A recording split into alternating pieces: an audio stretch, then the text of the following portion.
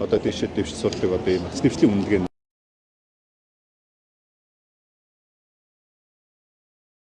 6-ад нь бол мэдээж одоо ухаалаг сургууль буюу энэ цахим одоо сургууль цэцэрлэг бол энэ асуудлууд ингээд ийм 6 шинжилгээг зарлаж энэ жилийн одоо шинэ хичээлийн жил бид нар чинь бэлтгэл хангаж штэ тий. За тэрнээс гадна одоо хийх гэж байгаа томоохон ажил бол энэ нөгөө гэрт орхон сургууль хамгийн сайн сургууль буюу одоо нийслэл дээр байгаа хамгийн өндөр ачаалттай байгаа 3000-аас дээш хүүхэдтэй байгаа 3000 сургууль юу 38 сургууль байгаа. Энэ 38 сургуулийг одоо бид нар хотхны баг сургууль тийм төрөлцсөн одоо ахлах сургууль гэдэг энэ тогтолцоо гаргаж ирж байгаа. За ингээд үндсэндээ бол одоо 45 хүүхдээс нэг ангид 45 хүүхдээс дээш одоо 1100 орчим бүлэг энэ Улаанбаатар хотод байгаа юм. За хэрэг бид нар энэ хотхны баг сургууль хэрэгж гэж хэлээд яг одоо бидний бэлдсэн одоо бид нар чи өнөөдөр бол 9 сарын 1-нд бэлтгэхэд 50 баг сургууль бэлтжээд байна шүү дээ тийм ээ. Хотхны баг сургууль. За тэгээд одоо 10 гаруй төрөлцсөн ахлах сургуулиудыг дүүрэг бүр дээр бэлтжээд байна. Тэгэд ингээд энэ хотхны баг сургууль төрөлцсөн ахлах сургуулийг бид нар нээснээр ийм сургуультай болсноор яг нөгөө миний түрүүний хэлсэн нэг ангид байгаа 45 хүүхдээс дээш сурж байгаа 1100 орчим бүлгийн 80%. 80% нь үндсэндээ бол одоо 35 тий 40-с 35 доо одоо орох нэг ангид сурж байгаа хүүхдийн доо багасч байгаа гэсэн үг шүү дээ тийм ээ. Одоо ингээд ийм бодиттой үр дүнгууд гарнаа. За хоёрдугаар асуудал бол хөдөөгийн одоо хүүхд зүйтэй байгаа 200-аас доош хүүхдтэй байгаа 200 сургууль байна. 12 жилийн тогтолцоотой болсон тийм ээ. 10 дугаар ингээд 3 хүүхэдтэй 11 дугаар анги 5 хүүхэдтэй. Энэ сургуулиудыг бид нар буцааж 12 жилийн тогтолцоо 9 жилийн тогтолцоотой сум дундын ахлах сургуулиуд болгож гаргаж байгаа тийм. Тэгээ аймаг бүр дээр төрөлцсөн ахлах сургууль, дүүрэг бүр дээр төрөлцсөн ахлах сургууль. За тэгээд их сургуулийн харьяа лицей сургуулиудыг одоо зохион байгуулах ийм томоохон ажлуудыг бид нар энэ зам бэлтлээ шүү дээ. Одоо ингээд институтээ одоо авах одоо ийм Монголоор институтээ авах ажлуудыг хийж эхэлж байгаа гэсэн үг тийм. За хоёрдугаарт нь бол энэдээс авахуулаад сургууль суурьс эртэлрүүлгийг бид нар хийж байна. Цэцэрлэгийн насны 3 настай хүүхэд за 1-р анги, 6-р анги, 9-р анги, 12-р ангийн хүүхдүүдийг сургууль суурьс эртэлрүүлгийг хийж. Тэгээ яагаад энэ эртэлрүүлгийг хийх гэдэг нь вөхөр өмнө бид нар бас 22 онд энэ эртэлрүүл нэг удаа хийсэн. А энэ ямар үр дүн гарсан бэ гэхээр одоо 1-р ангид орж ирж байгаа хүүхдүүд чинь 3 хүүхдийн 2 нь шүдэн цоорхоо байна. Тийм ээ. 4 хүүхдийн 1 нь харааны одоо согтой бэрхшээлтэй байна гэдэг ийм асуудлууд гарч ирж байгаа учраас энэ хүүхдийн энэ одоо эртэлрүүлэг бол хүүхдийн сургалтын амжилтанд шууд нөлөөлдөг. Учраас ганцхан эрүүл мэндийн асуудал биш учраас сургууль суурьс эртэлрүүлгийн тогтолцоог одоо бид нар бэлтгийа. За энэ бол үндсэндээ Монгол хүүхэд эрүүл хүүхэд бол сургуулиасаа цэцэрлэгээс гарч ирэх хэрэгтэй юм гэсэн энэ үндэсний тогтолцоог бид нар хий гэж байгаа байхгүй тийм. За энэ тогтолцоогоо одоо бид нар энэ 10 сард зохион байгуулах. За тэгээд энэ жилийн нэг онцлог бол хөтөлбөрийн шинжилэл эхэлж байна. Хөтөлбөрийн шинжилэл. За яагаад хөтөлбөрийн шинжилгээг бид нар хийх болж байгаа гэхээр мэдээж нөгөө 21-р зуунд амьдрах хүүхэд чинь одоо хэрэгтэй ур чадваруудыг өгөх юм хөтөлбөр хэрэгтэй шүү дээ. Хүүхдийг бид нар илүү их тийм шалгалтанд бэлддэг хөтөлбөртэй болсон байна. За хүүхдийг одоо бид нар амьдрал бэлддэг юм хөтөлбөртэй болгоё. Монгол хүүхдэд бол оюуны тамир, сэтгэлийн тамир, тийм биеийн тамир хэрэгтэй юм. Сэтгэл зүрхний боловсрол хэрэгтэй юм байна. Тийм энэ чиглэлөө одоо бид нар энэ хичээлүүдэд төлхөө одоо хийгээд хөтөлбөрийн шинжилгээ. Тэгээд 1-р ангиас эхэлж байна. За 1-р ангийн хөтөлбөрийн шинжилгээг өгөхдөө бид нар шууд 9 сарын 1-ээс одоо үсэг заагаад явчихдаг хуучин хөтөлбөрөөр хийхгүй. Таваад болоод явчихдаг. 1 сар бид нар бэлтгэл одоо би сурагч боллоо гэдэг бэлтгэл хөтөлбөрүүдийг нь 10 сарын 1-ээс шинэ хөтөлбөрийг хэлэхэд одоо 1-р ангийн хүүхдийн сургалтын орчинг бид нар өөрчилж байна. Тэгэхээр цэцэрлэгийн орчин шиг одоо сургалтын орчинг бид нар бэлдэж байгаа байхгүй. Тэр нөгөө одоо 6 настай хүүхд чинь шууд цэцэрлэгээс орж ирээд ширээний ард партны ард суулгачдаг ийм тогтолцоо биш. 1-р анги, 2-р анги, 3-р ангийг ер нь цэцэрлэгийн орчны одоо ширээ саналууд тиймээс сургалтын орчнуудыг бүрдүүлээ. Тэгээд бүх хичээлүүдийг тоглонгоо сурдаг. Тоглонгоо сурдаг одоо нэг ийм хэл үрдөө шилжүүлэх нь зүйтэй юм байна гэсэн. Энэ шинжилэл бол одоо энэ жил 9 сарын 1-ээс одоо ингээд бэлтгэл ажлуудаа эхэлж байгаа тийм ээ. За тэгээд энэ жилийн бас нэг онцлог бол сургууль бүрээ бид нар эрүүл сургууль болгоё. Эрүүл сургууль гэдэг нь сургууль цэцэрлэгүүдийн анги танхимуд агааржуулалт нь одоо цэвэр байх хэрэгтэй тийм ээ. За сургууль цэцэрлэгүүдийн их засварууд нь хүүхдийн одоо барьж байгаа барилгуудын барилгын материал одоо тэр хэрэгжилж байгаа бодгууд нь хүүхдийн эрүүл мэндэд хортой бодог барилгын материалаар хийж болохгүй. Энийг улс орон даяар бид нар үзлэг хийж штэ 170 одоо сургууль цэцэрлэгүүдээр үзлэгүүд хийж байгаа. Тэгээд сургууль эрүүл байхын үндэсний нөхгүй тийм ээ. За тэгээд мэдээж хүүхэд сургууль дээр эртэлрүүлэг хамрагддаг болъё. Хүүхэд сургууль дээр амин ус гэдэг хөтөлбөрт хамрагддаг болъё. Одоо цэвэршүүлсэн шаардлага гэсэн цэвэр ус уудыг энэ боломжоор хангая. Өдөөнийхөө сургуулиудын бүх нүхэн жордон хадлаа. Тийм ээ 10 сарын 1-ээс бол Монгол улсад нэгч цэцэрлэг сургууль дотоороор нүхэн жорлон хэрэглэхгүй. Тийм ээ. За ингээд үдий хоол тэгээ сургууль бүр дээр өдөө. Өнөөдөр ингээд энэ үдий хоол яг ямар үдий хоол өгч байгаа гэдэг бас ингээд юу танилцуулах гэж шүү дээ. Ямар жороо тийм. Бүгдээрээ шийдэгдсэн. 1200 сургууль цэцэрлэг дотор байрыг бүгднгийн нарийн цэрийн байгууламжийг бүгднгийн шийдэж дуустаа. Тийм ээ 3 жил үргэлжлэж байгаа шүү дээ. За энэ жил ингээд дуусчих. За тэгээд сургууль дээр бид нар сургуулийн эмч ажиллаж байна. Сургуулийн сэтгэл зүйч ажиллаж байна. Сургуулийн хоол зүйч ажиллаж байна. Тийм ээ. Тийм учраас эрүүл сургууль байхын үндэс нь энэ юм байна гэж харж байгаа тийм ээ. За тэгээ аюулгүй сургууль гэдэг бол нөгөө витингийн дээрлэгдэхгүй сургууль болно. Нэгдүгээр цахим дээрлэгдэхгүй сургууль болно. За цахимын зөв хэрэглээтэй сургууль болно. Тийм учраас 9 сарын 1-ээс ахуулаад нөгөө гэрийн даалгаврыг фэйсбүүкээр бүгдийг одоо зогсоож штэ язгаарлаж штэ тийм ээ. За ийм цахим одоо зөв хэрэглээтэй одоо сургууль болно. Тэгээд сургууль хүүхэд гэрээсээ гараад өглөө сургууль дээр хэдэн цагт ирсэн. Хичээлээ тараад сургуулиасаа гэртээ хэдэн цагт очиж байгаа гэдэг, ямар маршрутаар явж байгаа, ямар автобусанд сууж байгаа гэдэг сургууль хүүхдийн байршил тодорхойлдог энэ системүүдийг бас нэвтрүүлье. Тэгэхдээ эцэгчүүд дээр ачаал өгөхгүй. Өчигдөр одоо дахиад нэг төхөөрөмж тараах юм шиг юм яриад л үгүй. Энэ бол гар утастай бүх хүүхдүүд дээр зөвхөн одоо систем хийж одоо ингэж хяналтын одоо систем хэрэгжүүлэх гэдэг юм шүү дээ. Тэгээ эцэгчүүдийн хяналтын систем хэрэгжүүлэх гэдэг. Тэгэхээр энэ бол аюулгүй сургууль юм аа, тийм ээ. За тэгээ эрүүл сургууль, аюулгүй сургууль, тэгээ ногоон сургууль хий, тийм ээ. Хүртээмжтэй сургууль өөр гэсэн одоо ийм шин концепт, шин завгараар одоо 9 сарын 1-ийнхээ бэлтгэлийг хангаж байна шүү дээ. Хотуудын нийт шийдэгдсэн нь угаас хичнээн төвний төсөв зарласан.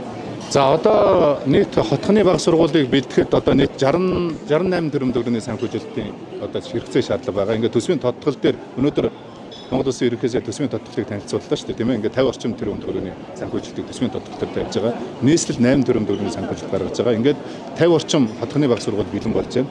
10 гаруй одоо төрөлцөө авах сургуулиуд бэлэн болж байна. Хотын сургуулийн одоо төвтөн чанарыг хэрхэн авч үзэж байгаа вэ? Мэдээж. За би бусад мэдээллүүдийг одоо ингээд тайлбарлая. За нэгдүгээр хоёрдугаар тараад цэцэрлэгийн хүмүүсийг одоо хүмүүсийн шинжилгээгүй асах асуудал гарч ирсэн. Энийг одоо яг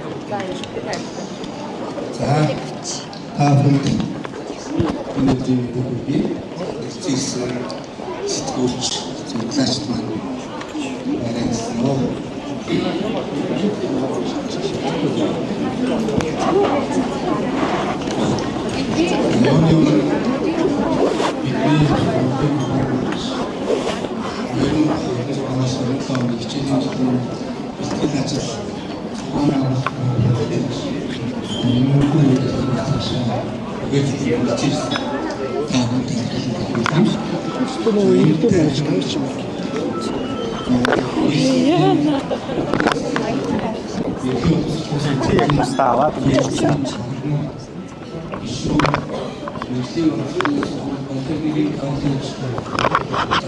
Ийм төвчлийн сонголтын байгууллагуудын өдөр цэцэрлэгийн гишүүд за бүгдийн ерөнхий боловсролын сургуулийн эцгийн зөвлөлийн дарга гишүүд гэдэг юм. Мөн багш нарын төлөөлөл хүрэлцээрсэн байгаа. Би та бүхэнд дэлгэцний ханаа 2026-аас 27 оны хичээлийн жил ямар онцлогтой жил байх вэ? Боловсролын яам болон харьяа байгууллагууд бэлтгэл ажил зохион байгуулалтаар хэрхэн хангаж байгаа вэ гэдгийг нээлттэй ярилцсан байгаа. Тэгээд энэ мэдээллийг сурвалжиж олон нийтэд хэлсэн сэтгүүлч мэдээллийн хэрэгслүүдэд бас чин сэтгэлийн талхал илэрхийлье. Энэ хичээлийн жилд таны хүүхдэд ямар хоол үйлдвэрлэл үйлчлэгээ явахыг, ямар сургалтын хөтөлбөр хэрэгжих юм, ямар сурагчаар хичээллэх, ямар шинэ платформуд нэвтэрсэн байгаа вэ гэдэг олон талын мэдээллүүд өнөөдөр та бүхэнд нэг дороос хүрэх болно. За ингээ боловсролын яам болон түүний харьяа байгууллагууд бүрэн бүрэлдэхүүнээр хүрэлцэн ирсэн учраас та бүхэн бидний бэлтгэсэн энэ хэсгүүдээр явж бас мэдээллийг тодруулж авах ийм боломжтой байгаа гэдгийг бас онцолж хэлье. За ингээд та бүхний өмнө мэдээллийг 2026-аас 27 оны хичээлийн жилийн бэлтгэл зохион байгуулалттай холбоотой мэдээллийг өгөх гинэ. Боловсролын сайд энэ хамгаалтанд таныг урьж байна.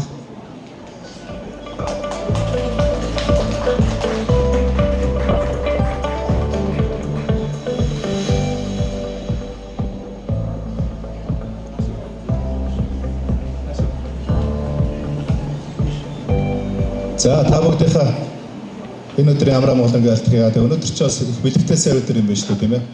Амрын тэргуун сарын шинийн 8 гэсэн өдөр байгаа. Тэгээ монголчуудын хувьд бол 9 сарын 1 гэдэг бол ерөөсөө бидний баяр. За баяраас гадна маш их том асуудал дагуулдаг ийм одоо цаг хугацаа. Тэгээ монголчуудын амьдралд ийм 3 үйл явдал ер нь монголчуудыг хөдөлгдөг юм байна гэдэг ийм судалгаагаар гарсан юм л дээ. Монгол хүн бүхэн Монгол өрх бүхэнд одоо энэ гурван үйл явдлууд одоо маш их одоо баяр баясгалан маш их баяр баясгалангаас гадна одоо асуудал ачаалал нэмдэг одоо ийм гурван үйл явдал байдаг юм байна. Нэгд нь цагаан сар юм байна. Хоёрд нь наадам юм байна. Гуравд нь 9 сарын 1 юм байна. Тийм учраас 9 сарын 1 гэдэг бол одоо хүүхдгүү айл өрх гэж байхгүй, цэцэрлэгийн хүүхдгүү, сургууль дунд сургуулийн хүүхдгүү, коллежийн хүүхдгүү, ихтэй сургуулиудын оюутангүү одоо өрх гэж их ховор. Тийм учраас өнөөдөр одоо бид нар энэ 26-аас 27 оны шинэ хичээлийн жилд одоо ямар бэлтгэлийг бид нар хангаж байгаа гэдэг асуудлуудаар нэгдүгээр мэдээлэлээ. За хоёрдугаарт нь бол энэ Монгол Улсын засгийн газраас одоо хэрэгжүүлж эхэлж байгаа Монгол хүүхдүүдийг мэдлэг, ур чадварын хоцрогдлоос чөлөөлье гэдэг энэ бодлогыг бид нар зарласан. За энэ бодлого маань өнөөдөр яг цэцэрлэг дээр, яг сургууль дээр, яг одоо мэрэгжлийн коллежууд дээр, дээд боловсрол дээр одоо яаж буух юм бэ? Тийм ээ, яг энэ Монгол хүүхэд бүрт яг одоо мэдлэг ур чадварын хоцрогдлоос үнэхээр одоо чөлөөлж чадах юм уу, чадахгүй юм уу? Ямар боломжуудыг бид нар өгөх юм гэдэг энэ цогц шийдлүүдийг одоо бид нар өнөөдөр ингээд танилцуулж байна. За одоо ингээд олон 9 сарын 1-нд өгөхөөр ч одоо тэгэл цэцэрлэг тийм ээ хүүхдүүдээ хаана бүртгүүлэх үү, сургууль хаана бүртгүүлэх үү, хаана хүүхдүүд маань одоо хоригдох бол тийм ээ. За өдий хоол нь яах бол, форм нь яах бол, сургууч нь яах бол, нөгөө сургалтын боловсролын зээдийн сангийн тэтгэлэг нь яах бол ингээд хүн бүхэн Монгол хүн бүрийн үед нэг ийм асуудлууд одоо толгомжтой. Тэгээ энэ асуудлуудад хариулт өгөх одоо энэ одоо мэдээллийг бас хүргэж байна. За ингээд энэ мэдээллийн дундуур бас та бүхэн чөлөөтэй өнгөрсөн хугацаанд энэ боловсролын салбарын салбарт хэрэгжиж байгаа одоо захим шилжилтийн хүрээнд хийж байгаа шинэ бодлогууд, за өдий хоолн дээр одоо ямар одоо бодлогууд хэрэгжиж байгаа юм, шинэ хичээл нь яг ямар байгаа юм. За энэ хичээлийн жилд 1-ээс 5 дугаар анги дээр одоо ямар өдий хоол өгөх гэдэг, ямар одоо хоолны жороор өгөх гэдэг юм гэдэг гэх мэтлэнгээр одоо ингээд бодтой нөгөө сургууль дээр амин ус гэдэг хөтөлбөр одоо хэрэгжүүл яг ямар хөтөлбөр хэрэгжих гэдэг, хүүхдтэй ямар хэрэгтэй сургууль суурьс эрсдэлрүүдийг гэдэг өөр ямар ач холбогдолтой юм. Гэх мэтлэнгээр нөгөө персон, идүүтэн, хромбокуудыг одоо ингээд авчир тавьсан учраас энэ дээр таахын дэлгэрэнгүй мэдээлэл одоо авах болов гэж бас бодож байна. Энд хаашаа явуулаа.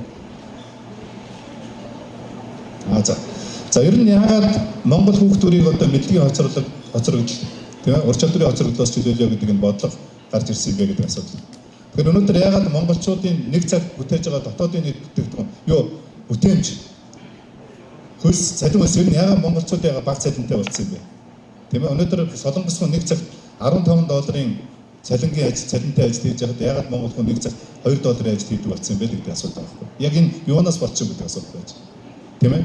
Энэ дээр та бүхэнд нэг тооцоо үзүүлэхэд одоо бид нар хүнийхээ хөгжил рүү анхаарахгүй бол хүнээ хөгжүүлэхгүй бол бидэрт эдийн засгийн өсөлт гэдэг ойлголт байхгүй юм байна. Манай эдийн засаг томрохгүй юм байна. Манай эдийн засаг бүтээмжтэй болж чадахгүй юм байна.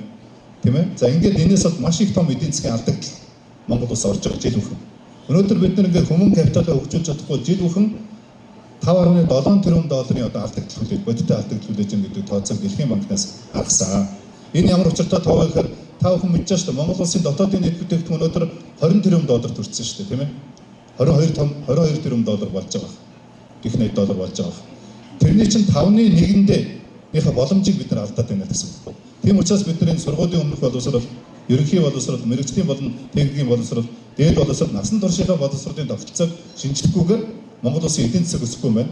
Монгол хүний амжиргааны амьдралын чанар дэвшихгүй юм байна. Монгол хүний цалин үлс одоо бодитоор өсөхгүй юм байна гэдэг ийм үндслэл байгаа байхгүй. Үндсийн үндэс нь боловсрол дээрээ одоо байна гэсэн үг тийм ээ. Чаашаа. За ингээд Монгол залуучууд ур чадварын хоцрогдолд орсон байгаа. За яагаад ур чадварын хоцрогдолд орсон бэ гэдэг олон шалтгаантай. Хотод төвийн сургуулийн ялгаа, төрийн сургууль, хувийн сургуулийн ялгаа, за магадгүй мэрэгжлийн боловсрол, дээд боловсролын тогтолцооны гажигдлаас болж Монгол залуучууд ур чадварын хоцрогдолд орсон байна. За ингээд 26 оны энэ жилийн 9 сард их сургууль коллежид ирсэн орж байгаа залуучууд 2030 он төгсгүй тэдний эзэмсэн ур чадвар чадамжийн 39% хэрэггүй болгож байна. Алга болгож байна гэсэн үг шүү дээ. Тийм ээ? Тийм учраас одоо энэ жилээс ихтэй сургуульд орж байгаа, мэрэгжлийн коллежид орж байгаа хүүхдүүд бол энийг бол онцгой анхаарах хэрэгтэй байна. Одоо дэлхийн эдийн засгийн формулс энэ чинь анхаарал байна шүү дээ, тийм ээ? За тэгэхээр цаашдаа бол одоо ирээдүйд бол энэ тийм л оюухан, тийм том хөгжлийн одоо мэдлэг чадварууд, чадамжууд, за шүүмжлэлт сэтгэлгээ анаалагдах чадварууд, тийм ээ? Одоо төсвөртэй байх уян хатан байх одоо энэ чадварууд за ингээд бусдтай хамтарч амьдарч чаддаг, бусдыг ойлгодог, бусдын оронд өөрийгөө тавьж чаддаг нэг эмпати гэж байгаа ингээд энэ чадварууд за ногоон ур чадварууд гэхээр ийм ур чадварууд бол ингээд ирээдүйд бид нэр одоо шаардлагадах болж байна гэж харж байна. Тэгэхээр манай асуугаад байдаг юм. Яагаад нэгдүгээр ингээс одоо код хийчихэл орох гэдэг вэ? Яагаад нэгдүгээрээс компьютер хийчихэл орох гэдэг вэ? Яагаад гуравдугаар ингээс англи хэл сурах гэдэг вэ гэж асуугаад. За тэгвэл та бүхнээс би нэг зүйл асууя. Энэ жил 26 он нэг хичээлийн жил эхлэж байна. Нэгдүгээр ангид орж байгаа 26 онд нэгдүгээр ангид орж байгаа хүүхэд 12 жилийн дараа 12 дугаар ангид төгснө. Тийм ээ? 2038 онд байгааз 2038 онд хэрэг их сургууль байх юм бол би байхгүй би одоо хийж мэдэхгүй. Байх юм бол дахиад 4 жил сурна. Ингээд 2042 онд амьдрал төлдөг гэж. Тэгэхээр 2042 онд оны одоо технологийн дэвшил, хиймэл оюун ухаан, их хөгжил, робот энэ 90 үед энэ хүүхдүүд амьдрал. Тийм учраас багаас нь энэ кодчтой хичээл, багаас нь компьютер ухааны одоо хичээл, багаас нь одоо англи хэлний ур чадруудыг бид нар олохгүй болвол Монгол хүүхдүүд маань өрсөлдөх чадваргүй Монгол хүүхэд одоо гарах ийм бодиттой эрсдэл гарч байгаа учраас бид нар хөтөлбөрийн өөрчлөлтүүдийг хөтөлбөрийн шинжилгээ хийхэд энэ зайлшгүй шаардлага одоо гарч байна гэж ойлгож байна. За тэгэхээр хөтөлбөрийн шинжилгээг одоо бид нар бүх төвшөнд нээх ёстой. Сургуулийн өмнөх боловсруулаас ахуулаад ерөнхий боловсрол, мэрэгжлийн боловсрол, дээд боловсролын төвшөнд бүтэн нэр нь хийж энэ шинжилгээг үр дүн гарнаа. Тэгээ яагаад бид нар одоо сургуулийн өмнөх боловсрол сөв гэд нэрлээд яагаад одоо би түрүүний хугацаанд боловсролын сайдаар ажиллаж байхад энэ цуглааны цэцэрлэгийн тогтолцоог шийдсэний гол бодлогын зорилго цаанаа бодлого цаанаа юу байсан гэхээр хүүхэд бүрийг нэгдүгээр ангид орж ирэхэд ижил тэгш хараанаас гаргаад гэж. Цэцэрлэгт ороогүй хүүхэд цэцэрлэгт орсон хүүхдийн ялгаа маш их байдаг. За ингээд үндсэндээ бол хүний хөгжлийн алтан уй буюу амьдралын одоо 1000 хоног дээр хүүхдийн ямар хүн болж төлөвшөх 60-70% нь энэ тархины хөгжлүүд тийм ээ зан чанарын одоо төлөвчлүүд бий болдог. Тийм учраас энэ сөв гэдэг бол үнэхээр одоо чухал юм аа. Цэцэрлэгийн хүртээмж гэдэг үнэхээр чухал юм аа. Ганцхан цэцэрлэгийн хүртээмж, цэцэрлэгийн хөтөлбөр гэдэг өөрөө их чухал юм аа гэж ойлгож байна. Тэгээ сайн хүн болох тийм ээ хүн болох багасаа гэдэг одоо энэ хөтөлбөрөд бол цэцэрлэгээс одоо хэрэгжих гээд байна. Одоо та бүхэн цэцэрлэгийн донд бид нар цэцэрлэгийн хүртээмжийг шийдчихлээ. Тэгээ бид нар сая судалгаа хийгээд үзсэн чинь үндсэндээ 3 хүүхдийн нэг нь яриахаа болцсон байна гэж байна. Маш их тийм хэл ярианы одоо сонголтоо болцсон тийм ээ. Маш цөөн үгээр ярьдаг болсон. Эцэгтэйгээ яриахаа болцсон, багштайгаа яриахаа болцсон. Одоо ийм асуудал байгаа учраас бид нар энэ сөвбийн төвшөнд, цэцэрлэгийн төвшөнд энэ шинжилгээг одоо зохион байгуулах ийм зайлшгүй шаардлага гарч ирж байгаа. За та бүхэн эндээс нэг хардаа сургуулийн өмнөх боловсролд хамрагдсан 1 жил дээр нэмэгдэх тусам хүүхдийн математикийн хичээлийн гүйцэтгэлийн оноо 40 оноо. Унших чадвар, байгалийн ухааны оноо 10 оноогоор өсдөг. Одоо ийм судалгаа гарч ирсэн. Тийм ээ? Үндсэндээ цэцэрлэгийн насанд цэцэрлэгтээ 1 жил сурсан байхад, 2 жил сурсан байхад, 3 жил сурсан байхад цэцэрлэг 3-аас дээш жил хамрагдсан хүүхдийн математик, унших чадвар, байгалийн ухааны одоо хичээлээр авч байгаа чадруудад бол бусдаасаа даруй одоо 30-40 оноогоор одоо илүү байх. Одоо ийм нөхцөл байдал байгаа учраас хүүхэд бүрийг цэцэрлэгт хамрагдаж, сургуульд хамрагдаж байгаа хүүхдүүд заавал 5 наснд нь 100% одоо цэцэрлэгт хамрагдсан хүүхдийг одоо сургуульд оруулах нь ийм ач холбогдолтой юм байна гэж харж байна. За ингээд бид нар 2-аас 5 настай хүүхдийн одоо цэцэрлэгийн хүртээмжийг бид нар 22 онд шийдсэн. Цуглааны цэцэрлэгийн тогтолцоог алсан. 36 мянган хүүхэд чоочтой хаалганы цаанд байсан. За энийг бид нар төр хувийн түншлэл тийм ээ олон хэлбэрээр бид нар цэцэрлэгийн хүртээмжийг хийж чадсан. 22 онд 21 онд одоо цэцэрлэгт орсон хүүхдүүд өнөөдөр сургуульд орж ирж байна. Тийм учраас өнөөдөр 1-р ангид орж ирж байгаа хүүхдүүд болоод 100% цэцэрлэгт хамрагдсан хүүхдүүд орж ирж байгаа учраас манай баг боловсролын чанар бол дээшлэх одоо ийм үндэслэл одоо гарч байгаа. Цаашдаа бол баг боловсролын чанар дээшлэх тийм ээ. За ингээд одоо бид нар энэ цэцэрлэгийн хүртээмжийг ингээд 93% өргөсөн. 5 настай хүүхдийн цэцэрлэгийн хүртээмжийг бид нар 98% өргөж байна. Тийм ээ 98%. Хөгжлийн ялгаатай хэрэгцээтэйс хүүхдэд ч гэсэн бид нар одоо тэр ялгаатай хэрэгцээнд тохирсон тэр цэцэрлэгийн одоо хувилбаруудыг бид нар санал болгож байгаа тийм ээ. Энэ бол чухал. За гэхдээ нэг зүйл байна. Бидний өмнө тулгамж байгаа нэг асуудал. Сүүлийн 4 жил Монгол хүн амын төрөлт буурж байна. Төрөлт буурж байна. Та бүхэн энэ графикийг хараарай. Жил бүхэн тийм ээ 20-с 25 мянгаар одоо хүүхдийн ингээд тоо зөрч байна. Энэ жил 1-р ангид эсэж байгаа хүүхдийн тоо өнгөрсөн жилийн 1-р ангид эсэж байгаа хүүхдийн тоогоор 168,800-аар багасч байна. Тийм учраас цэцэрлэг дээр хүүхдийн тоо зөрж байгаа. За одоо юун дээр ачаал үүсэж байгаа вэ гэхээр нөгөө алтан гахаа жил төрсэн хүүхдүүд одоо ингээд 5 дугаар анги руу 6 дугаар анги руу орж ирж байгаа тийм ээ. Тийм учраас бол ачаалал бол 5 дугаар ангиас 12 дугаар анги руу одоо ачаалал шилжиж байна. Энэ ачаалал шилжиж. За энэ ачааллыг одоо бид нар яаж зөв төлөвлөх үү, гарах уу гэдэг одоо энэ шийдвүүдийг бид нар тэр нэг гэрте орхон сургууль хамгийн сайн сургууль гэдэг шийдвэрээ одоо шийдэж байгаа гэж ойлгож байна. За тэгэхээр бид нар гэрте орхон сургууль хамгийн сайн сургууль болохын тулд 6 зүйлийг хийх хэрэгтэй байна гэж тийм ээ. Ингэжээж хот төдөөгийн сургуулийн ялгаа, төрийн сургууль, хувийн сургуулийн ялгаа арилгах юм байна гэж харж байгаа. За нэгдүгüүрт нь бол хөтөлбөр. Одоогийн явж байгаа сургуулийн хөтөлбөрийн сурах хүчгүүд бол хүүхдийг энд шалгалтанд бэлддэг тогтолцоо болсон байна. Тийм учраас бид нар хүүхдийг амьдралд бэлддэг тогтолцоо байна. Түрүүн миний хэлдэг Монгол хүүхэд оюуны тамиртай, сэтгэлийн тамиртай, биеийн тамиртай болох одоо ийм хөтөлбөрийн шинжилгэүүдийг бид нар хийх хэрэгтэй байна гэж харж. Энэ хөтөлбөрийн шинжилэл энэ жил 1-р ангиас эхэлж байна. Тэгээ сайн сургууль, сайн цэцэрлэг бол сайн хөтөлбөртэй байх хэрэгтэй. Тийм ээ. За 2-р асуудал бол сайн багштай байх хэрэгтэй. Сайн сургууль, сайн цэцэрлэг бол сайн багштай байх хэрэгтэй. Тийм учраас багшийг бодох одоо 3 одоо тулгуурт бодлогыг бид нар энэ жил хэрэгжүүлж эхэлж байна шүү дээ. Багш бид хөтөлбөрөөсөө бид нар шинжил хийж байгаа байхгүй. Одоо Монгол Улсын багшийн сургуулийг бид нар шинжилье гэж яриад байгаа чинь одоо сургууль цэцэрлэг бүрийг одоо сайн багштай болгоё гэдэг энэ бодлого одоо явж байгаа гэсэн үг тийм ээ. За 3-р нь бол хуурамч дүнгийн тогтолцоог арилгая. Хүүхдийг одоо багнаг дээр бид нар түрүүний одоо боловсролын ерөнхий хууль гаргаад багнаг дээр дүүдэхэ байсан. Одоо цаашдаа дунд ахлан дээр хүүхдийн активитээр нь үнэлдэг тогтолцоо шилжиж байна. Хүүхдийг дүн тавьж хооронд нь уралдуулах шаардлагагүй тийм ээ. Багшийн үнэлгээ, сургуулийн үнэлгээ гэдэг үнэлгээнийхээ үндэсний тогтолцоонуудыг хий. За тэгээд хүүхэд бүхэн хувьсах зардалтай болж байгаа. Хуучин болоод цэцэрлэг сургуулийг санхүүжүүлдэг ийм тогтолцоо байсан бол одоо нэг хүүхдийг сургах хувьсах зардал болоод хүүхдэд гарч явж байгаа. Ингэжээж хот төдөөгийн сургуулийн ялгаа, төрийн сургууль, хувийн сургуулийн ялгаа хувьсах зардалаар явуулнаа. За эцэст нь бол захим шилжилт буюу ухаалаг сургууль. Тийм ээ. За энэ бол одоо хүүхэд хаана амьдарч байна, хаана сурч байгаас үл шалтгаалж одоо Монголын хамгийн сайн багшаар одоо хичээлээ заах энэ боломжийг олгох гэж байгаа нь бол одоо захим шилжилт. Дэлхийн хамгийн ур чадвартай багш нарын хийсэн платформ, Персон, Эдүүдэн, Мозаик, мэдлээ. Тийм ээ. Нэг багшийн одоо хиймэл оюуханы туслах гэдэг энэ хөтөлбөр бол ухаалаг сургууль одоо болох. Ийм 6 шинжилтийг одоо хийжээж бид нар хот төдөөгийн сургууль ялгаа, төрийн сургууль, хувийн сургуулийн ялгаа арилгах юм аа гэж. За тийм учраас одоо бид нар 2-оос 5 настай хүүхдийн одоо хамрагдлыг 99%, 5 настайг бол 99% хүргэе. За ингээд хүүхдийг бол оюун ухаан, бие сэтгцийн одоо цогц хөгжилтэй болж төлөвшүүлэх энэ хөтөлбөрийг одоо цэцэрлэг дээр хэрэгжүүлж эхлэе. За тэгээд мэдээж хүүхдийн шимт хичээлийн асуудал маш чухал. Тийм учраас хүүхдийн цэцэрлэгийн хоолны шимт хичээлийн асуудал дээр бид нар онцгойлон анхааръя.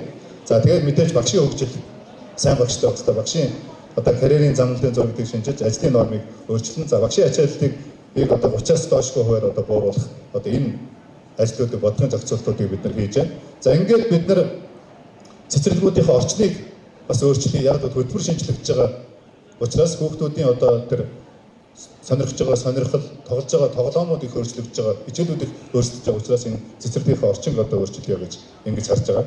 За ингээд үндсэндээ бол одоогийн сургуулийн өмнөх боловсролын хөтөлбөр өөрчлөгдснөөр тийм ээ зорилго, хөтөлбөрийн зорилго бидний одоо олгож байгаа чадамж, багшийн зааж байгаа арга зүй, за бидний хийж байгаа үнэлгээ онцлогоонууд одоо ингээд ийм 26 он гэхэд одоо ийм хэлбэртэй болох юм аа. Ийм шинжилтүүд л одоо бид нар одоо алхаж байна. Энэ хичээлийн жилээс эхэлж алхаж байна гэдгийг онцолж хэлье. За хамгийн гол асуудал бол нөгөө тулгын 3 жолоо гэж ярьдаг. Хүүхэд, багш, эцэг их асран хамгаалагчдын алтан гурвалжин. За энийг одоо бид нар чоо шинээр ер нь гаргаж ирэхгүй бол тийм ээ эцэг эхчүүд багшд итгэхгүй байна. Багш нь эцэгчүүдэд итгэхгүй байна. Хүүхэд нь эцэгчүүдэд итгэхгүй байна. Багштай итгэхгүй байгаа. Ийм учраас бол энийг одоо бид нар ер нь онцгойлон анхаарч энэ хичээлийн жил дээр одоо энэ багшд нь, хүүхэдд нь, эцэгчүүд нь тэр зүрх сэтгэлийн боловсрол гэдгийг одоо олгоё. Бусдыгаа ойлгодог, тийм мэдэрдэг, сонсдог, төвчээртэй байдаг энэ ур чадваруудыг бид нар хамтдаа одоо хэрэгжүүлдэг. Гэр бүлийн боловсрол хамгийн сайн боловсрол дэлхийд дээр хамгийн сайн боловсрол бол хаана байдаг вэ? Гэр бүлийн боловсрол.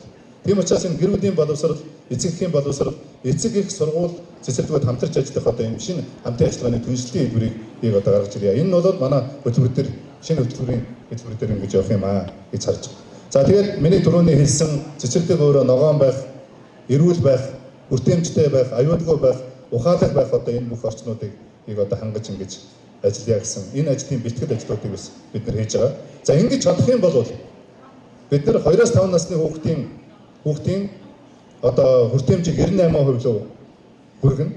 За багшийн дутагдлыг бид нэр арилгаж, ажлын ачааллыг багшийн ачааллыг 30% бууруулна. За хүүхдийн танин мэдхүү бие биедар сэтгэл хөдлөлийн төвшөнд ахиц гарч одоо хоцрогдоод хичээлийн хүүхдийн сургуульд орж ирэхэд хүүхэд одоо хоцрогдолгүй хүүхэд орж ирэх энэ боломжуудыг бүрдүүлнэ. Тэгээ цэцэрлэг өөрөө эрүүл хүртээмжтэй аюулгүй одоо цэцэрлэг болно. За ингээд бүх хүүхэд 3 наснда эрүүл мэндийн эрт төлөвлөлт хамрагдаж эрүүл мэндийн индексийн түвшин ахицгах одоо ийм томоохон ажлыг эндээс одоо бид эхлэж байна. Энэ бид нар цэцэрлэг суурилсан сургууль суурилсан эрт төлөвлөлтийг бид нар зарласан. Энэндээс гарсан үр дүн бол ямар 22 онд анхудаа хийж үзсэн. Тэгээ 3 хүүхдийн 2-ын шүдэн цорхоо за шүдэн цорхоо хүүхд бол хотоодын өвчтэй болно.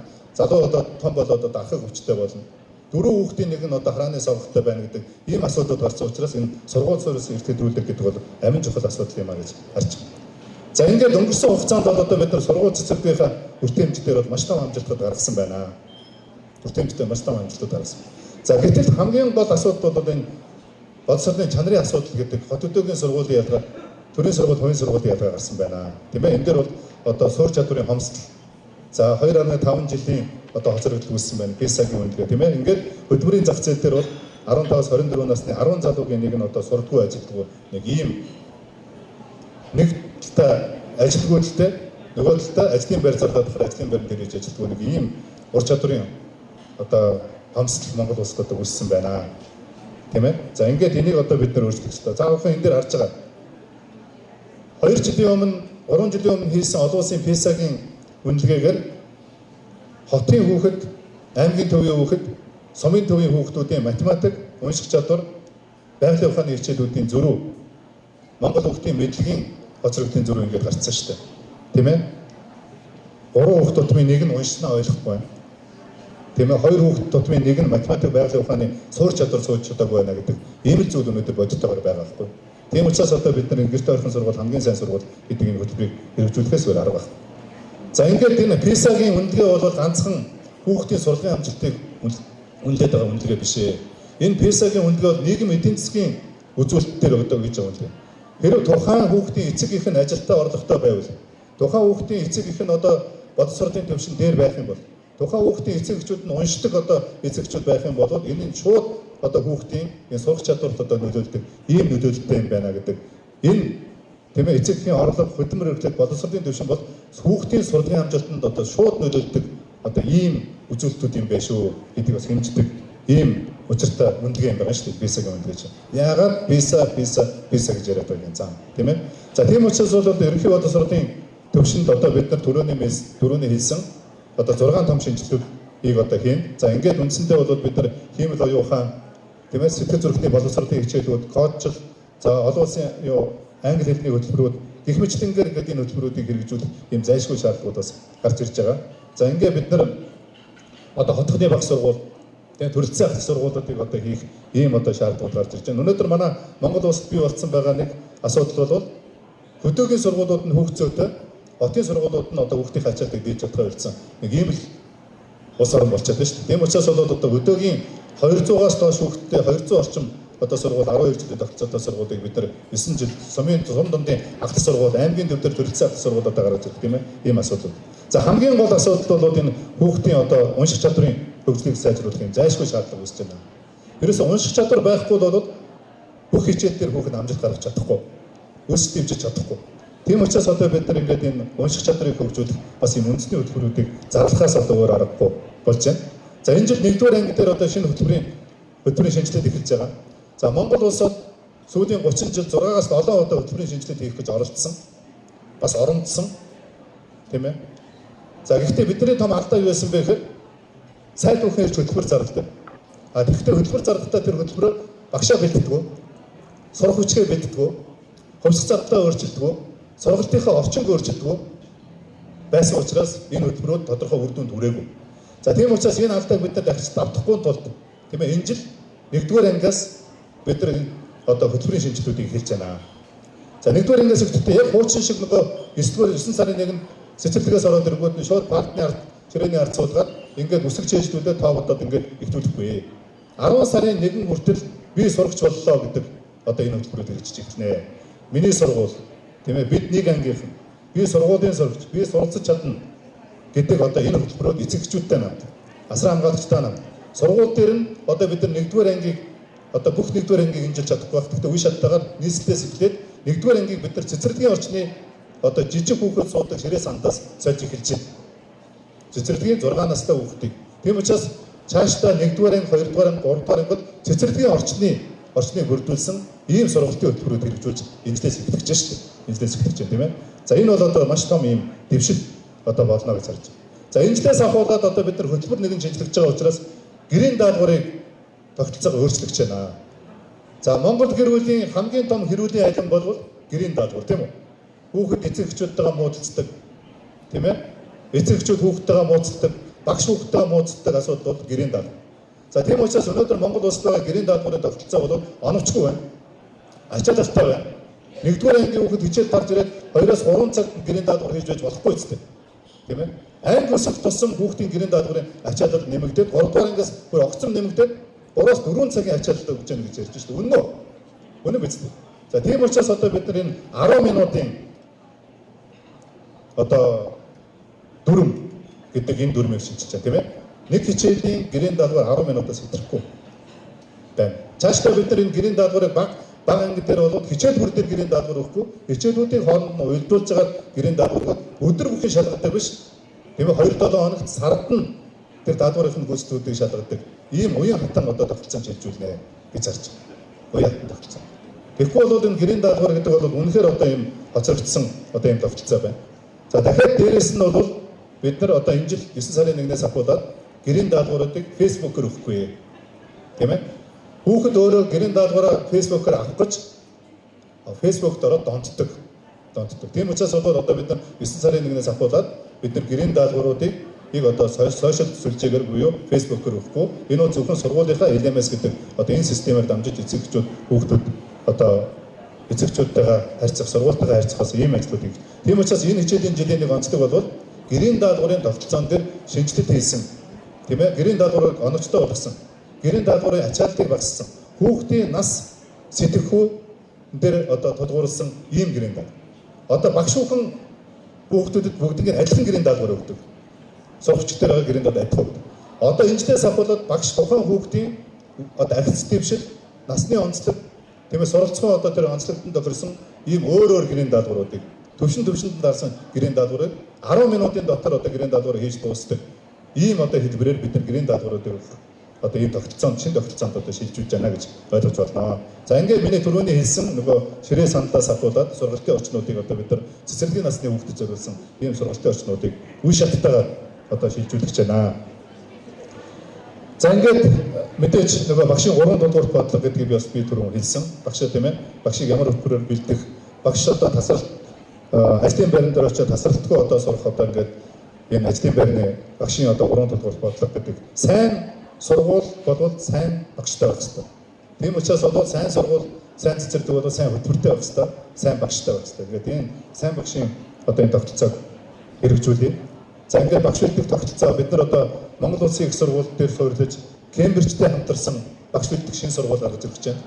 За Мобилстэй хамтарсан, Финляндтай хамтарсан одоо багш бэлдэх юм 2 сургууль шинээр одоо нэг нь Монгол Улсын их сургуулийн арай, нөгөөх нь одоо Мобилсийн арай юм 2 сургуулиудыг гаргаж ирээ гэж энэ хэлцээрүүдийг хийж байна. Мэдээж Финлянд бол дэлхийд боловсролоор тэргүүлдэг улс. Тийм ээ. Тийм учраас Финляндийн боловсролын нууцад багш. Тийм учраас Финлянд улстай хамтарч бид нар багш бэлдэх сургууль. Тийм ээ. За мөн одоо Англи, Кембрижтэй хамтарч багш бэлдэх одоо ийм сургуулиудыг хийх итгэл ажлуудыг бас хийж байна. За энэ сургууль бүхэн эрүүл байх ёстой. Сургууль бүхэн ногоон байх ёстой. Сургууль бүхэн хүртээмжтэй байх ёстой. Сургууль бүхэн аюулгүй байх ёстой. Сургууль бүхэн ухаалаг сургуультай байх ёстой. Тийм ээ. За эрүүл сургууль гэдэг бол юу юм бэ гэж. Эрүүл сургууль бол одоо энэжлээс ахуулаад нөгөө сургууль сурсан эртнийдрүүдэд 6 дугаар 1-р анги, 6 дугаар анги, 9-р анги, 12 дугаар ангид одоо эртнийдрүүдгүүд ингээд явагдана. За сургууль дээр үдийн хоол бид нар өгч байгаа. 1-5 дугаар анги үдийн хоол өгч байгаа. Шим тэжээлийн асуудал, эрүүл хоол идэх ёстой, тийм ээ. За ингээд бид нар сургууль дээр энэ жил үе шаттайгаар амин ус гэдэг хөтөлбөрүүдийг хэрэгжүүлж энэ ус уудаг тоног төхөөрөмжүүдийг ингээд тоноглож эхэлж байна. Хүүхэд өдөрт 2 литр ус ууж явах ёстой, тийм ээ. За ингээд мэдээж хөдөөгийн сургуулиудын ариун цэврийн байгууламжуудын бүхэн жолон бид нар 100% алж байгаа. 10 сарын 1-нд Монгол улсад нэг ч хөдөөгийн сургууль дотор байр бүхэн жолон ашиглахгүй. Бүхэн жолон ашиглахгүй. Тийм ээ. За энэ бол эрүүл сургуулиудад байх боломж одоо хүүхдэд одоо олгож байна гэж ойлгож байна. Сургууль бүхэн эмчтэй байгаа. Сургууль бүхэн сэтгэл зүйчтэй байгаа. Сургууль бүхэн хоол зүйчтэй болж байгаа. За тийм учраас бол эрүүл Монгол хүн сургууль цэцэрлэгээсээ бий болох энэ эрүүл сургууль гэдэг энэ тогтолцоог бид нар бий болгоно. За ногоон сургууль гэдэг одоо тогтолцоог бас бид нар хий. Сургууль ер нь өөр ногоон байх хэрэгтэй юм байна. Тийм ээ? Одоо сэргээгдэх эрчим хүчээр тог авдаг, газрын гүний дулаанаар одоо халдаг. Тэгээ сургууль дээр байгаа хог хаягдлуудаа хүүхдүүд нь ангилдаг. За сургууль дээр одоо өдийн хоол өгж ирснээс хойш өдийн хоолны одоо энэ хаягдлууд маш их болсон юм байна. Энийг боловсруулаад бордоо болгодог. Сургууль дотроо өөрөө одоо хөрсгөө тариалтуудыг хийдэг. Гидропоник гэдэг баг. Тийм ээ? Тэр тариалтуудыг хийдэг. Тийм ээ? Бичил хөлөмжүүдийг сургууль дотор байршуулах. Одоо ийм болж сургууль өөрөө ногоон болох юм байна. Тийм ээ? Сургууль өөрөө хүртээмжтэй байх хэрэгтэй. Тийм ээ? Хүүхдийн өвчтөний ялгаатай хэрэгцээг бүрэн хангадаг юм сургууль. Тийм ээ? Сургууль өөрөө аюулгүй байх хэрэгтэй. Үе тэнгийн дээрлэгдэхгүй байх хэрэгтэй. Тийм ээ? Захим дээрлэгдэхгүй байх хэрэгтэй. Тийм ээ? За ингээд хүүхэд гэрээсээ гараад сургууль дээр ирэх, сургуулаасаа гараад гэртээ очих бүх одоо тэр аль маршрутаар ямар автобусаар яаж хүрсэн байна гэдгийг ингээд одоо юу хийдэг, хяналт хийдэг. Тийм ээ? Байршлын тодорхойлдог энэ системүүдийг нэвтрүүлдэг. Тэгэхдээ тоног төхөөрөмж шахахгүй. Тоног төхөөрөмж шахахгүй. Өчтөр одоо бас энэ мэдээллийг хийсэн дахиад нэг эцэг эхчүүдэд тоног төхөөрөмж шахах тухай юм ярьж илээ. Тоног төхөөрөмжийн тухай би яриаггүй. Би системийн тухай ярьсан. Өнөөдөр харуулцтай байгаа бүх хүүхдүүд дээр энэ системүүдийг олж өгнө. Энэ бол чоошин юм бол бас биш. E-Kids гэдэг юм Монгол дээр байгаа. Энэ аппликейшнуудыг зөвмөр ашиглая. Сургууль цэцэрлэгүүдийг бид нар энэ жил бүтэн камержуулалт дуусчихна. Бүтэн камержуулалт дуусчихна. Тийм учраас сургуулийн орчинд байгаа үе тэнгийн дээрлэгдлийн асуудал дээр цэг тавих ийм одоо жил байна. Энэ жил одоо бид нар сургуулийн үе тэнгийн дээрлэгдлийн үндэсний хөтөлбөрийг одоо бид нар хамтарч одоо тэр хувийн түвшлэр хамтарч энэ хөтөлбөрүүдийг бас эхлүүлэх энэ ажлуудыг хийж байна, тийм ээ.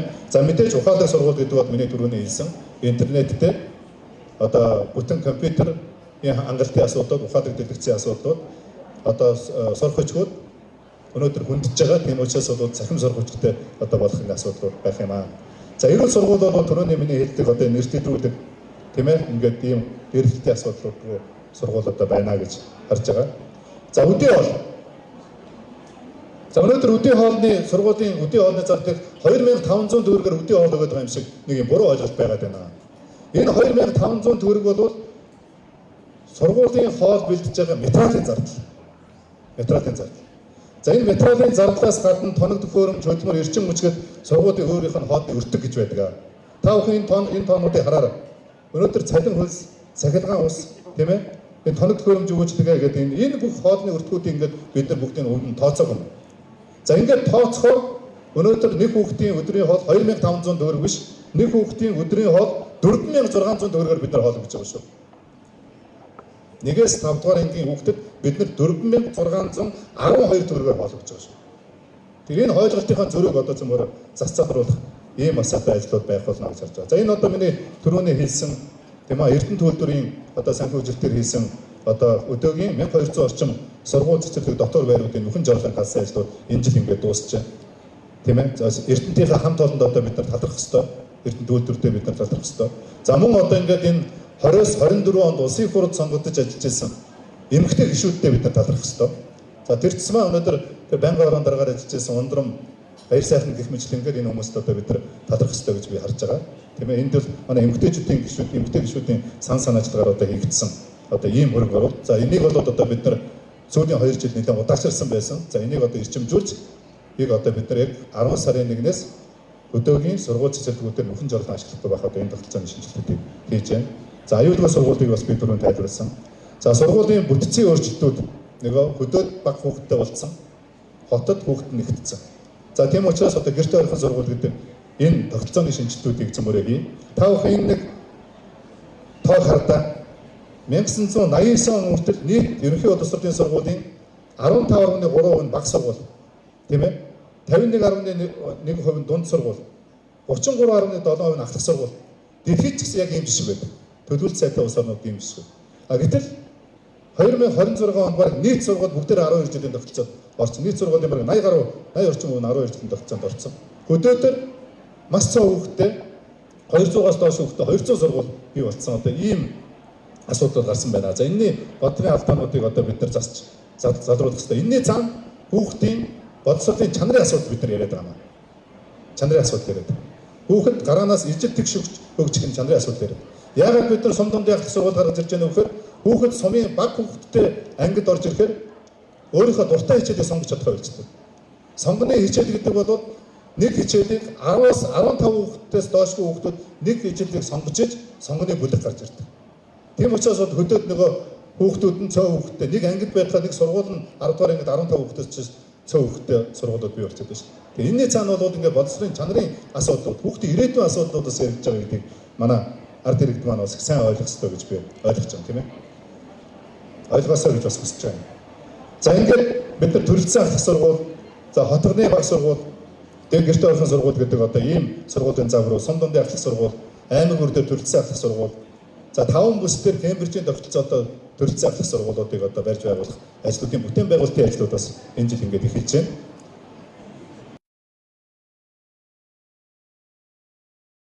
Гэрте орхон сургууль хамгийн сайн сургууль гэдэг одоо энэ хөтөлбөрийг бид нар хэрэгжүүлж чадах юм бол 28 он 1-ээс 9-р ангиас сурагчдад шинжилсэн хөтөлбөрөөр хичээллэж математик, байгалийн ухаан, англи хэл, ур чадварын одоо эзэмшилд 30% ахиц гарна гэсэн одоо ийм хүлээлт биднэрт байна.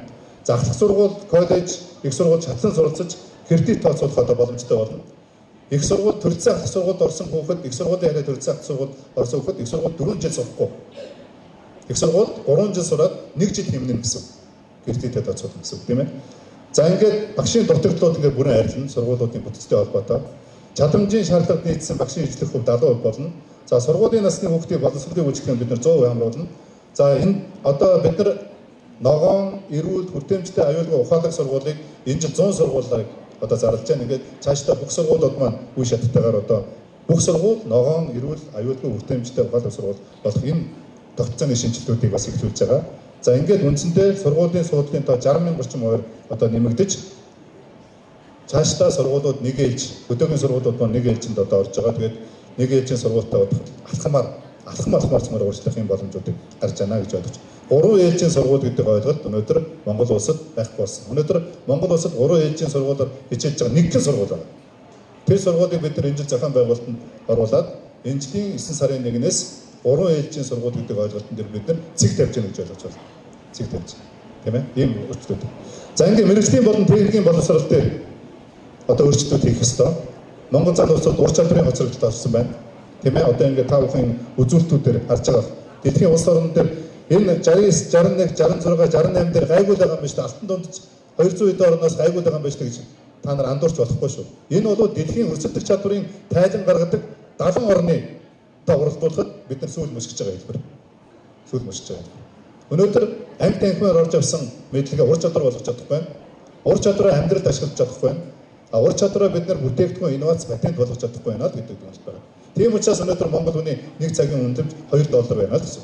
$3 байна. Гэтэл Солонгос үнийх тийм ээ $15. Австрали үнийх $15. Америк үнийх $15 байгаа нь энэ Монгол залуучуудын ур чадрын хоцрогдол үүснээс одоо гарсан ийм нөхцөл байдлыг үүссэн байна нөхдүүдээ. За тийм учраас бид нар мэрэгжлийн болон техникийн боловсролынхаа тогтолцооны шинжилгэүүдийг эхлүүлж байна. Монгол улс дээд сургуулиуд сургуулиуд болсон. Одоо зөвхөн их сургуулийн тогтолцоо, коллежийн тогтолцоод шийдэж байгаа. Их сургууль, коллеж. Маш цөөн чанартай их сургууль, коллеж. Ер нь дэлхийн улс орнууд гражуэт, андаа гражуэт хоёрхан тогтолцоотой байдаг. Тийм учраас энэ гаж тогтолцоог бид нар халаад их сургуулийн тогтолцоод дээд одоо коллежийн тогтолцоод шийдвэрлэж байна. За ингээд энэ бол коллежийн тогтолцоог бид нар одоо ажил олгогчтой хамтарч та бүхэн бүгдээрээ санаж байгаа. Хавар бид нар одоо төрийн өмчийн 30 одоо коллежуудаа бид нар топ аж ахуйн нэгжүүдийн менежментээр хийх одоо ийм гэрэн дээр гаргаж ирсэн тийм ээ. Хосгон сургалтын арга, түншил суурилсан сургалтын арга, ажиллангаа суралцсангаа ажиллах одоо ийм тогтолцооны шинжилгэүүд хийж одоо явна гэсэн. За ингээд бид нар одоо энэ намраас одоо хөдөө аж ахуйн төрөлцсөн коллежуудыг гаргаж ирж байна тийм ээ. Одоо бид нар энэ хөдөө аж ахуйн төрөлцсөн коллеж 5 чадамжийн төвүүдийг одоо гаргаж ирэх одоо ийм шинжилгэүүдийг бас ингэж алхмууд мэрэгжлийн боловсрол төр хийж байна. Ер нь мэрэгжлийн боловсрол коллежуудын нэр хүнд бол нэг нь маш их сайжирч байгаа. Мэрэгжлийн коллежд олох хүүхдүүдийн тоо жил бүхэн өсөж байна. Өнөөдөр дээд сургууль төгсөөд салингүй гэртээ тийм ээ тэнгэр хараад гидсэн хэлээд ирдэг үү? Эсвэл коллеж төгсөөд оюу толгой компани дээр 15 сая төгрөгийн дагнуурчин хийх үү гэдэг сонголт дээр бид нэр хийж байгаа гэсэн үг шүү дээ, тийм ээ. Тийм учраас коллежийн хөтөлбөрүүд олон улсын хөтөлбөрүүд орж ирж байгаа. Тийм ээ, хэмэл оюун ухаан, коучлаар олон улсын ороотороор олон улсын хөтөлбөрүүд орж ирж байгаа. Тийм учраас энэ коллежийн одоо хөтөлбөрийн шинжилгүүд одоо ингэж яг манай хөтөлбөрийн зах зээл дээр байгаа эрдэнэ нийлүүлэлттэйгээ одоо үйлдсэн одоо ийм шинжилгүүдийг хийгдээ. За ингээд энэ бол одоо хуучин тийм ээ юм сургалт танхим сургалт байсан бол ажлын байран дээр одоо бодиттой дадлах их хосмог сургалтын арга. За хуучин хатуу одоо тогтсон хичээлийн жил байсан бол салбарын болон удирдлагын онцлог тогтсон үе. Хөдөө жоохон коллежидийн оюутнууд мал төлөх үеэр, газар тариалангийн үеэр, урах зурах үеэр дадлага хийгээл гэж. Хамгийн наацхан жишээ тийм ээ. Ийм үе ата. Тэгээ хөтөлбөр бол чадамжтай суурилсан юм хөтөлбөртэй. За ингээд төрөөс хараад бас топ компаниудаа хамтарсан ажил болгогч өөрөө ямар хүнээр одоо ямар ур чадвартай ажилтнууд хүсэж байгаа гэдэг одоо энэ хөтөлбөрөө хийдэг, хөтөлбөрийнхаа индексийг хийдэг ийм боломжуудыг олгоно. За дээд боловсрал дээр бид нар одоо эрхчлээс эсэлтийн ерөнхий шалгалтын тогтолцооны шинжилэл юм. Одоогийн өнөөдрийн эсэлтийн ерөнхий шалгалтын сул тал бол өнөөдөр математикч болгож байгаа хүүхч адилхан, эмч болгож байгаа хүүхч адилхан, инженер болгож байгаа хүүхч адилхан, за одоо хөгжимчин болгож байгаа хүүхч адилхан бүгдээрээ математикийн хичээлээр ижил төвшөнд шалгуулдаг. Ижил төвшөнд. Одоо цаашдаа бид нар CAT буюу олон улсын одоо CAT гэдэг энэ тогтолцоо шилжснээр хүүхд бүрийн төвшнгөөр математикийн эсэлтийн шалгалтыг ямар мэрэгжилд эзэмснээр тухайн мэрэгжилд математикийн хичээл ямар төвшөнд хэрэгцээтэй болох тэр төвшнөөр нь шалгаруулж бид нар ABC гэсэн ангиллуудаар жинхэнэ математикч болгож байгаа хүүхдүүд тэр A ангиллаар тийм ээ эмч болгож байгаа хүүхдүүд бол тэр B ангиллаар тийм ээ за ингээд совдогч болгож байгаа за эсвэл магадгүй хөгжим энэ зохиолч болгож байгаа хүүхдүүд бол тэр C ангиллаар гэх мэтлэнгээр одоо ингээд хүүхдийн төвшин хүүхдийн сонгож байгаа мэрэгжилд уйсан одоо энэ тогтолцоо уян хатан тогтолцоод одоо шилжүүлнэ. Энэ бол одоо эслийн шалгалтын одоо цаашдаа бид нар эслийн шалгалтынхаа босох оноо гэж хэлэх юм. За ингээд цаашдаа цөөхөн одоо ихтэй сургууль ихтэй сургууль их сургууль хэд байхыг инхан болон шийдэхгүй. Их сургууль хэд байхыг их хөвгт шийднэ. Тийм учраас одоо ингээд бид нар Английн одоо Times Higher Education гэдэг эрэм тогтдог компанитай бид нар сүүлийн 3 жил хамтарч ажиллаж байгаа. Жил бүхэн бид нар ихтэй сургуулиудын эрэм зарладаг одоо энэ тогтолцоог шийдвүүлж байна, тийм ээ. Цаашдаа бол чанар дээр одоо бид нар онцгой анхаарах одоо ийм нөхцөл байдал одоо үүсэж байна. Өнөөдөр Монгол улсад 38 мянган инженер техникийн ажилтнууд ирээдүйн 5-8 жил хэрэгтэй байхад өнөөдөр тэр 38 мянгаас дөнгөж 12 мянган хүүхэд энэ мэргэжлээр сурч байна. Тийм ээ 12 мянган хүүхэд энэ мэргэжлээр сурч байна. Гэх мэтлэнгээр ингээд мэргэжлийн боловсрол дээд боловсролын төвшөнд бол одоо маш том шинжилгүүд хийгдэнэ. Ингээд бид нар их сургуулиуд одоо судалгааны чиглэл, судалгааны их сургууль, энтерпренер их сургуулиуд одоо болох тийм ээ. Их сургуулиуд ганцхан хүүхдийн сургалтын төлбөрөөр ам зогоодог биш. Сургалт хийдэг. Тийм ээ. Судалгаа хийдэг. Хийсэн судалгаа одоо үйлдвэрт нэвтрүүлдэг, инновац болгодог, патент болгодог. Одоо ийм тогтолцооны шинжилгүүдийг хийх зархамд одоо бид нар хөл тавьж байгаа гэж ойлгож байна. За ингээд бид нар дэд боловсролын сургалтын байгууллагын эрэм чансаанууд одоо зарлагдана. Энэ бол зөвхөн их хөгжил суурилсан эрэм чансаануудыг одоо зарладаг. Энэ тогтолцоодоо бид нар шилжүүлнэ.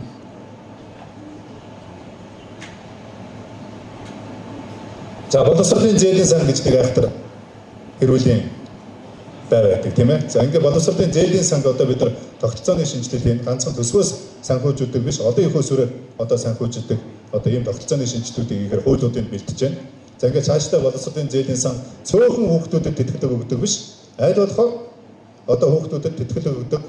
Одоо Монгол улсад эрэлттэй тэргүүлэх мэргэжлээр суралцж байгаа хүүхдүүдэд тэтгэлэг өгдөг одоо ийм боловсролын зээлийн сан байна. Ер нь тэтгэлэг гэдэг бол халамж биш ээ.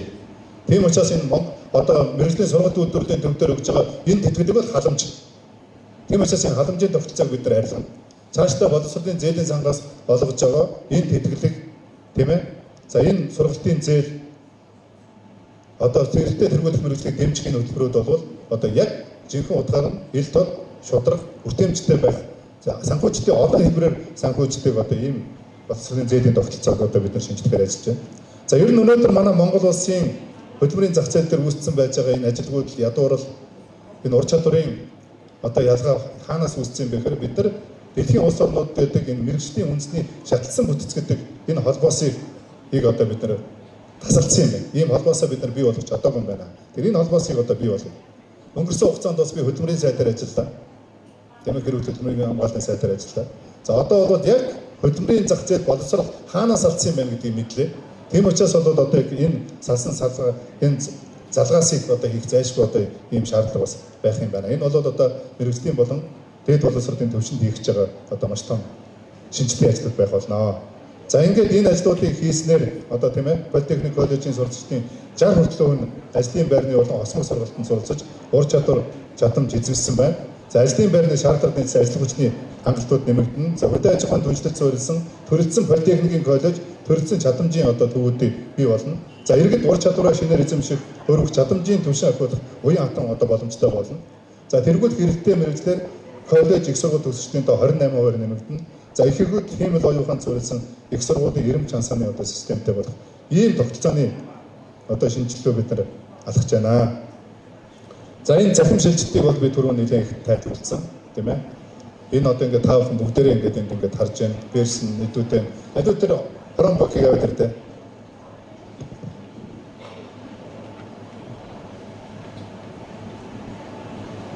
За энэ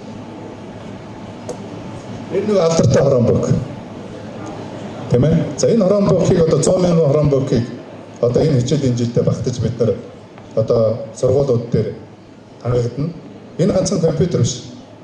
Энэ ухаалаг дэлгэцийн цаана бол Персон. За Персон гэдэг англи хэлний хөтөлбөр хэрэгжснээр өнөөдөр багшийн ур чадвараас үйл шалтгаалж хүүхдүүдийн англи хэлний ур чадвар 30% нэмэгдсэн байна. Тийм ээ? Багшийн ур чадвараас үйл шалтгаалж 30% нэмэгдсэн байна. Эдүүтэй хүүхэд тоглонгоо математикийн хичээлдээ одоо дур сонирхолтой болж байгаа. Хуучин 40 минутын хугацаанд ангиараа 40-өөдөө 50-өөдөө нийлээд 4-5 бодлогын арга гардаг байсан бол одоо 40-с 50 бодлого боддог байсан. Зарим хурдтай хүүхдүүд 100-тай 200 бодлого боддог байсан. Энэ бол идүүтэй. Тийм ээ? Мэдээ захимын хэрэглээ мэргэлээгээд иргэдийн дунд шүүмж байдаг. Гэхдээ энэс бид нар хоош ухарч болохгүй. Хоош ухарч болохгүй. Тийм ээ? За ингээд Масаик гэж байгалийн ухааны маш гоё хичээлийн лабораториуд орж ирсэн хүүхдүүд бодиттойгоор 3D-гээр одоо бүх хичээлүүдээ үздэг ийм сонирхолтой байж байгаа. Тэгээ нэг багш дээр нэг ухаалаг одоо туслах багш, нэг ухаалаг одоо туслах багшийн лабораториум бас энэ дээр орж ирж байгаа. Тэгээд эцэг эхчүүд хүүхдээ сургуулийн акц дэвшлүүдийг эндээс шууд хардаг байна. Аль хичээл дээр одоо хэдэн цагийн хоцрогдолтой явж байгаа гэдгийг онлайн real time-аар хардаг байна. Тийм ээ? За энэ одоо гол нэг хүүхд нэг компьютерийн цаана яг ямар бодлого яваад байгаа юм бэ гэхээр PISA-гийн үндгэн чи бид нар хот төдийгийн сургууль ялгаа, төрийн сургууль, хувийн сургууль ялгаа. За тэгээд нөгөө математик байгалийн ухаан унших чадвараар 2.5-аас 3.5 жилийн одоо хоцрогдол үүсчихэд байна. Тэр чинь энэ хоцрогдол энэгээр ярьсан. За тэгээд энэ бол одоо ингээд шууд одоо үр дүн гарах одоо ийм ажил. Facebook-оор гэрийн даалгавар хийхгүй тийм ээ? Гэрийн даалгавруудад бас хөнгөвчсөн гэрийн даалгаврын одоо оновчтой гэрийн даалгаврын тогтолцоо бас энэгээр дамжиж одоо орж ирж байгаа. За энэ бол одоо Ромбокны цан. Тэгээ ухаалаг самбар тийм ээ? Гэдэг одоо ийм бодлогууд ингэж явнаа. Зарим улсууд одоо улс орнууд энэ захим хэрэглээгээ багасгаад байна. Зарим улсын хурлын гишүүд өдрийг мэдмэхэрч явах шиг байгаа юм. Гэхдээ тэр улс орнууд биднээс түрүүлсэн улс орнууд шүү. Захим хэрэглээнийхээ үр дүн үзээд хөгжлийн шин шатанд гарсан улсууд шүү. Одоо бид нар тэдний араас явж байгаа. Тийм учраас дахиад бид нар одоо энэ хиймэл оюун ухааныг үгүйсгэх, их хөгжлийг үгүйсгэх ийм одоо бид нар сонголт байхгүй шүү. Тийм ээ? Энэ бол одоо бид нар Монгол улс хөгжиөл гэж байгаа. Монгол хүүхэд бүр өрсөлдөх чадвартай байх юм захим ур чадвар амин чухал хэрэгтэй. Амин чухал хэрэгтэй. За ингээд энэ их хөгжлийн платформуудыг бид нар бас ингээд хөгжүүлж өнөөдөр одоо нөгөө манай зарим их мэдгчдийн яриад гэдэг багшийн онцлог Монгол улсад их нүүрэлжтэй гэж яриад байдаг. Өнөөдөр аль сургууль дээр, аль хичээл дээр яг ямар багш өнөөдөр дутагдaltaй байна уу гэдгийг ирэл он тайм одоо хардаг ийм платформуудыг өнөөдөр бий болгоцсон. Өнөөдөр хэн нэгэн хүн гэж хээжээрээ ярих ард иргэдийн хүмүүд улс төрийн оноох ерөөсөө тийм шалтгаан байхгүй. Өнөөдөр их хөгжтэй сургууль цэцэрлэг аймаг дүүргүүдийн бүх одоо удирдлагууд энэ намараас авахж одоо энэ платформуудыг ирэл тайм платформуудыг одоо ашигладаг болсон гэдгийг хэлье. За энэ одоо миний түрүүний хэлсэн нөгөө үндэгэний тогтолцоог одоо шилжүүлэх ийм ажлуудыг хийх юм аа. За ингээд үндсэндээ бид нар нөгөө 6 том шинжилгүүдээ хийж чадах юм бол 28 он гэхэд бид нар манай хөтөлбөр бол уян хатан тийм ээ хөтөлбөрийн зах зээлтэй одоо нийцсэн ур чадваруудыг хөгжүүлсэн тийм ээ. За ингээд багш маань бол академик хэрэгжүүлэлтөд туслахтай чадварлаг сайн багштай болсон. За сургууль маань бол эко үр ашигтай бүтцтэй 9-10 жил баг тунд сургуулийн бүтцтэй. За ингээд үнэлгээ бол ийм оюухан дээр суурилсан явцын үндэгээ анаад итгэх систем хүүхд аль хичээл дээр хоцроод байна гэдгийг хүүхдүүд өөрсдөө хардаг, эцэгчүүд нь хардаг, багш нь хардаг. Одоо энэ үнэлгээний тогтолцоотой. Тэгээ суралцагч бол эрүүл, аюулгүй, ногоон, тэгээ хүртээмжтэй ийм одоо сургуульд сурах эрүүл Монгол хүн тийм ээ эрүүл мэнд саруул ухаан оршин гэдэг шиг одоо ийм боломжууд биеийн тамиртай, сэтгэлийн тамиртай, оюуны тамиртай одоо хүүхэд болж одоо хөгжих ийм тогтолцооны шинжилэл буюу гэр тойрхон сургууль бол хамгийн сайн сургууль болох одоо энэ ажлууд ингээд энэ жилээс эхэлж байна гэж ойлгож байна. За энэ бол бид нар сургуулийн өмнөх боловсрол, ерөнхий боловсрол, мэрэгжлийн боловсрол, дээд боловсрол, насан туршийн боловсрол, цахим шилжилт, за санхүүжилтийн одоо ямар хуу үр дүнд ингээ 28 он хүрэх тухай асуудлууд ярьж байгаа. Би 20-30 жилийн дараах юм яриагүй шүү. 2-оос 3 жилийн дараа бодиттой хүрэх үр дүн ярьж байгаа. Тийм ээ.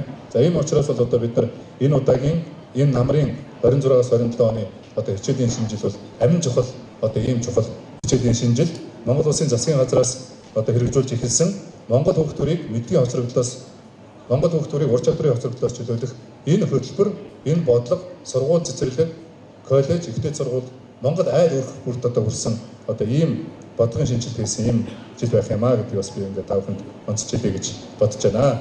За ингээд анхаарал тавьсан та бүхэнд маш их баярлалаа. Тэгээд манай бодлогот дарга нар бас энэ дараа мэдээлэл өгөөд тэгээд цамаараа асуулт хариултанд орё гэж бодож байна.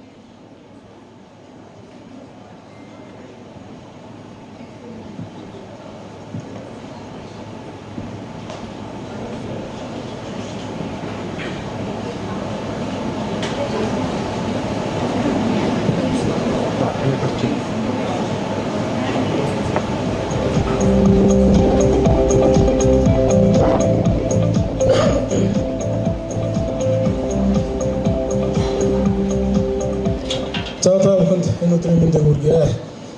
За тэгэхээр 9 сарын 1 болоод айл бүхэн одоо хичээлийн шинжилгээг бэлтгэлийг хангах энэ чухал ажлаа одоо эд эхэлсэн явж байгаа. За ялангуяа хичээлийн жил эхэлж байгаатай холбогдуулаад за хүүхдийнхээ дүрм төвцөс бусад сонголтын хэрэглэтгүүнүүдийг хэрхэн хаанаас яаж бэлдэх вэ гэдэг асуулт бол одоо бид бүхний өмнө бол хамгийн түрүүнд тулгардаг.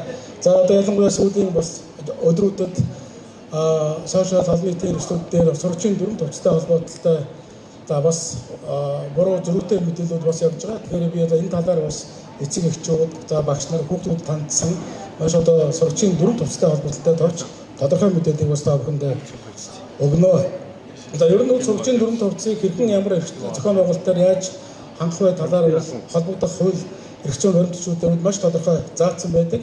За тухайлх юм бол сургуулийн өмнөх болон ерөнхий боловсролын тухай хуулинд за ерөнхий боловсролын сургуулинд суралцагчийн дүрм төвцтэй байна гэж маш тодорхой заасан байдаг. За боловсролын ерөнхий хуулинд бол эцэг эх нь бол энэ сургуулийн хэрэглэгдэхүүн за дүрм төвцийг хангах үүрэгтэй гэж бас мөн тодорхой ийм зохицуултыг зааж өгсөн байдаг. За энэ хуулийн хэрэгжилтийн хүрээнд тухайн сургуулийн суралцагчдын өмсөх дүрм төвцсны норм стандарт эрүүл ахуй бусад шаардлагуудыг хангасан байх тал дээр нь тогтоосон суралцагчийн дүрм төвцийн техникийн шаардлага буюу стандартыг бас маш товч тодорхой ингэж бас гаргаж өгсөн байдаг. Хүүхдэд ямар материалаар хийгдсэн, эрүүл ахуй талаасаа яаж нийцсэн, хүүхдэд биеийн дэвтэй ямар өнгийн ямар одоо насны онцлогтод орсон гэх мэтчтэнгээр бүх одоо холбогдох заалтуудыг нь тусгайлан стандартлагдсан ийм одоо дүрм төвцийг бол өнөөдрийн түвшинд хууль эрх зүйн хүрээндээ ерөнхий боловсролын сургууль дээр бол манай суралцагчдын түвшинд бол хэрэгжилж байна. За энэ тухайлсан стандартн дээр тодорхой заагдсны дагуу бол бага боловсролын хүүхдүүд, багангийн хүүхдүүд ямар дүрм төвч өмсвөө, за ямар иж үйлдэлүүд нь багангийн хүүхдүүд байх вэ? Тухайлх юм бол багангийн эрэгтэй хүүхдийн хувьд пижак, жилет, цамц, өмд, за захтай бодвол, за эмэгтэй хүүхдүүдийн хувьд нь сарпан, ноосон цамц, захтай бодвол гэн ийм өнгөтэй байна. За дунд ангийн суралцагчдын хувьд бас ийм өнгөтэй, ийм төрлийн иж үйлдэлүүд байна. Ахлах ангийн суралцагчдын хувьд бас мөн ялгаа авахгүй яг төрлүүдийн бол маш тодорхой заагаад өгсөн байдаг. Өөрөөр хэлэх юм бол энэ заагдсан төрөл хэлбэр өнгөөр одоо шийдсэн энэ төрлийн формуудыг манай өнөөдрийн төрийн өмчийн одоо бүх ерөнхий боловсролын сургуулиуд бол одоо формороо нэгэн жигэд бас ингэж хангах ийм одоо бас үүрэг хүлээсэн байгаа гэдгийг бас дурдах хэрэгтэй. За өнөөдрийн энэ бас саяны одоо стандартаар зааж өгсөн чиглэлээр бол бас мэдээж үндэсний дотоодын үйлдвэрлэгч аж ахуйн нэгжүүдийг бас дэмжиж чиглэсэн гол бодлого бас энэ дээр явдаг. Өнөөдрийн одоо яг Монгол улсын хэмжээнд суралцагчийн дотор хувьцыг албан ёсоор дотооддоо үйлдвэрлэж байгаа үндэсний аж ахуйн нэгжүүдийг бас энэ дээр дурдсан байж байна. Шилмэл загвар, Батцуу, Бүтээчүүл, Өвлмэнж, Торгон хийс, Төмөр тэрэг, Эрдэнэсүл, Шүтэн уул гэх мэтчлэнгээр одоо үндэсний компани одоо аж ахуйн нэгжүүд маань дотооддоо өөрсдийн одоо бүтээгдэхүүнээрээ одоо суралцагчийн дотоод буюу дүрм төвцийг бол үйлдвэрлэж хэрэгжүүлж байна. За ингэж дүрм төвцнийг нэгдсэн байдлаар сургуулиуд дээр сурагчдын түвшинд хэрэгжүүлснээрээ мэдээж нэгдмэл орчин бүрдүүлэх, за тэгш байдлыг дэмжих, суралцагчийн аюулгүй байдлыг хангах, одоо хүүхдүүдийн ялгаатай байдалд эрүүл ахуй талаас нь бол маш одоо нэгдсэн бодлого төвчнөр хангах юм олон давуу тал ач холбогдолтой байдлаар бас онцлог байж байгаа. За мэдээж одоо суралцагчдын дунд, эцэгчүүдийн дунд гарч байгаа зарим нэгэн ойлгомжгүй зүйл байдаг. За тухайлх юм бол энэ стандарт холбогдох хууль дүрмийнхээ хүрээнд аль нэгэн одоо үндэсний үйлдвэрлэгч аж ахуйн нэгж маань нийтийн шугамар тухайн дүүргийн хэмжээнд, аймгийн хэмжээнд, сургуулийн хэмжээнд тухайн компанийнхаа аж ахуйн нэгжийнхээ формыг нэгтгэсэн байдлаар ингэж шахаж борлуулахыг бол хориглосон ийм хориглодог. За мөн одоо энэ хийж бүрдлийг бас заавал нэг газраас бөөнөр нь авахаас аль байхгүй хүүхдийнхээ хэрэгцээ шаардлагад тохируулаад эцэг их өөрсдөө хүүхдүүд аль компани, аль хийж бүрдлийн, аль төрлийн хувцас авах вэ гэдэг бол өөрсдийн одоо үндсэн эрхийн хүрээнд бол ингэж зохицуулдаг.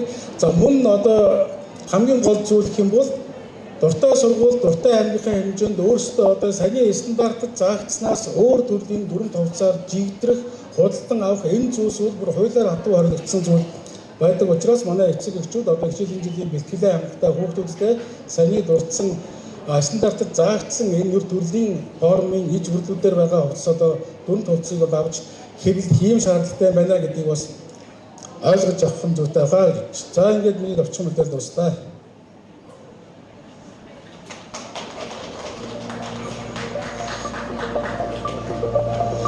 За дүрм төвцтэй холбоотой нэгдсэн загварын дүрм төвцөө стандартын шаардлага хангасан дүрм төвцөудөө хөдөлгөж авч хүүхдүүдэд өмсүүлээрэ гэдэг зөвлөгөө чиглэлийг Ганбаатар өглөө.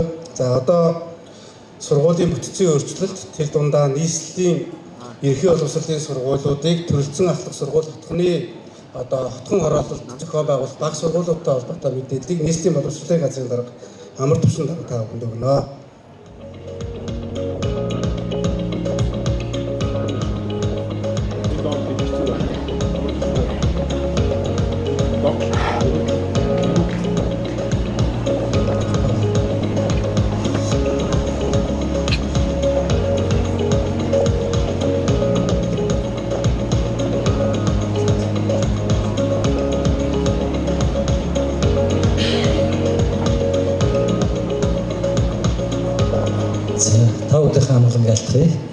За 2026-аас 2027 оны хичээлийн жилд нийслэл Улаанбаатар хотод 653 цэцэрлэгт 126 мянган одоо хүүхэд хүмүүжиж 17 мянган багш ажилтны ажиллагаар ингээд бэлтгэл ажлууд хийгдэж байна. За ерөнхий боловсролын 340 сургуульд 422,851 сурагч суралцаж 27 мянган багш ажилтны ажиллагаар ингээд бэлтгэл ажлууд хийгдэж явж байна.